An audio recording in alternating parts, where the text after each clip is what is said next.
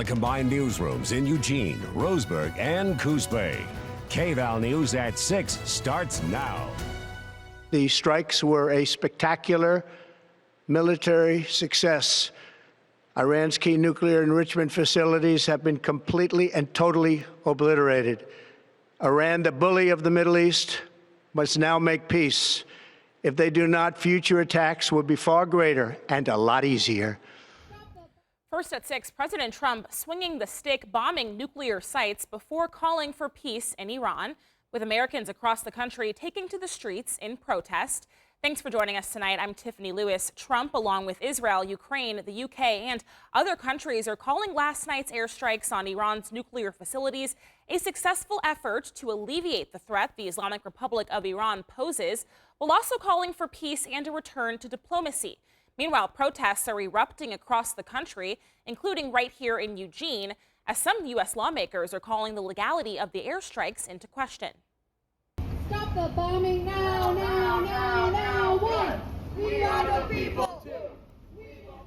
And an emergency rally took place in Eugene this Sunday. It kicked off around 2 p.m. outside the old federal building at 7th and Pearl. Organizers say the administration has now risked nuclear warfare, and they're calling on Congress to take action to prevent any further escalation. The rally was co-sponsored by the Pacific Green Party of Lane County, the Party for Socialism and Liberation, Planet vs. Pentagon, and other local groups. About 100 people were in attendance. Meanwhile, members of Congress are reacting to President Trump's unilateral decision to bomb 3 of Iran's nuclear sites. We're seeing responses range from high praise to calls for impeachment, and not all lawmakers are falling in line with their parties. National correspondent Athra El-Nashar reports from Capitol Hill. The Truth Social post heard round the world. President Trump announcing the U.S. bombed 3 of Iran's nuclear sites caught many in Congress by surprise. The bulk of the president's political allies applauding the move, which was done without authorization from Congress. There's no doubt that because of the president's decisive action, we have severely damaged Iran's critical nuclear infrastructure. House Speaker Mike Johnson, the president made the right call and did what he needed to do. 2 Democrats breaking from their party to voice support for the strikes, New Jersey Congressman Josh Gottheimer and Senator John Fetterman of Pennsylvania, who says this was the correct move by POTUS. Iran is the world's leading sponsor of terrorism and cannot have nuclear capabilities. A few in the GOP breaking from the president. The Constitution requires Congress to weigh in on this. This was a bad move politically, but it's also just a bad move legally and constitutionally and policy-wise. The president issuing this lengthy criticism of Massey, saying MAGA doesn't want him, doesn't know him, and doesn't respect him. Republican Ohio Congressman Warren Davidson reacting to the news Saturday,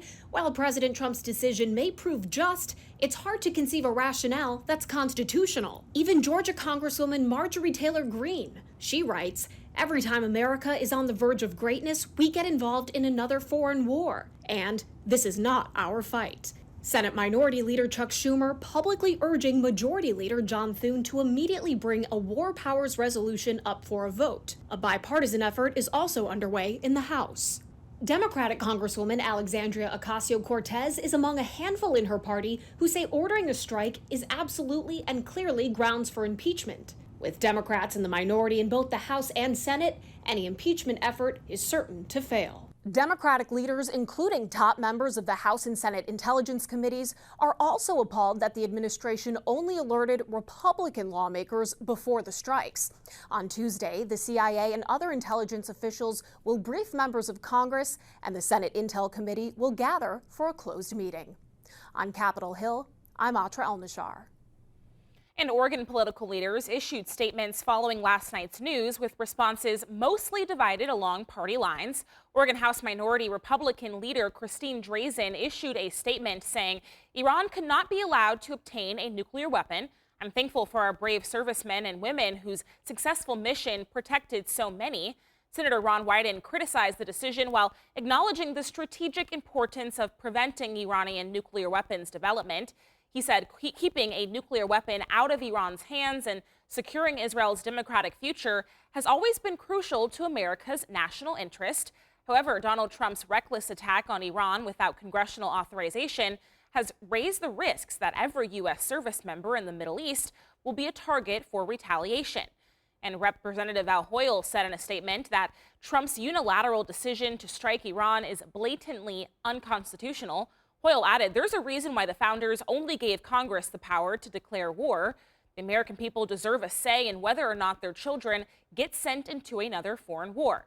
Now, the Jewish Federation of Greater Portland also released a statement Sunday morning acknowledging last night's decisive action taken by the United States to dismantle Iran's key nuclear facilities, including the critical site at Fordo. The organization thanked the administration and the United States Armed Forces for this historic effort, while expressing hope that the parties will soon get to the negotiation table and find a peaceful, long-standing resolution to this conflict. Now, Vice President J.D. Vance, speaking on NBC today, insists the U.S. is not at war with Iran. No, Kristen, we're not at war with Iran. We're at war with Iran's nuclear program, and we actually want peace. But we want peace in the context of them not having a nuclear weapons program, and that's exactly what the president accomplished last night. And the vice president's comments echo that of Defense Secretary Pete Hegseth, who outlined the operation early Sunday. Hegseth says the mission solely targeted Iran's nuclear capabilities and that the U.S. currently does not want to force a regime change in Iran. According to Vance, such a decision will be left to the Israelis. And the UN Security Council, met today to discuss U.S. strikes on Iran's nuclear sites. Russia, China, and Pakistan propose the 15-member body adopt a resolution calling for an immediate and unconditional ceasefire in the Middle East. According to reporting from Reuters, the draft condemns the attacks on Iran's nuclear sites and facilities, but does not name the United States or Israel. A resolution needs at least 9 votes in favor and no vetoes by the U.S., France, Britain, Russia, or China to pass. The U.S. is likely to oppose. I have repeatedly condemned any military escalation in the Middle East. The people of the region cannot endure another cycle of destruction. And yet, we now risk descending into a rat hole of retaliation after retaliation. To avoid it, diplomacy must prevail. And during the meeting, the U.S. called on the Iranian regime to halt what the U.S. called efforts to eradicate the state of Israel. Iran's ambassador to the United Nations says the U.S., quote, decided to destroy diplomacy. The Iranian ambassador saying the timing, nature, and scale of the country's proportionate response will be decided by its armed forces. The Trump administration has indicated the U.S. wants to renew diplomatic talks. Defense Secretary Pete Hegseth today again emphasizing America does not seek war with Iran. And Iran's parliament Sunday advanced plans to close the Strait of Hormuz. The decision, still pending further approval, will likely cause oil prices to spike. This because nearly 1/5 of the world's oil supply passes through the strait. The channel, located between Iran and Oman, is no more than 20 miles wide at its narrowest point. U.S. Secretary of State Marco Rubio is calling on China to encourage Iran to not shut down the strait. He's also further threatening consequences should Iran do so. And the world is watching how other countries and groups respond to the U.S. attacks on Iran. One of the big concerns, the Houthis in Yemen. The Houthis are a Shia Muslim group sponsored by Iran that emerged in the northern part of Yemen in the 1990s. They began a rebellion against the Yemeni government in the early 2000s. 2 years ago, the Houthis started attacking Israel. Last year, the U.S. and UK started carrying out attacks on the Houthis after the group sank several ships in the Middle East, seized another, and killed 4 crew members. This year, the U.S. officially declared the Houthis a terrorist organization and ordered a series of military strikes on them. The two sides reached an agreement where neither would target the other. But earlier today, the Houthis promised to attack U.S. ships in the Middle East if the U.S. entered the conflict between Israel and Iran.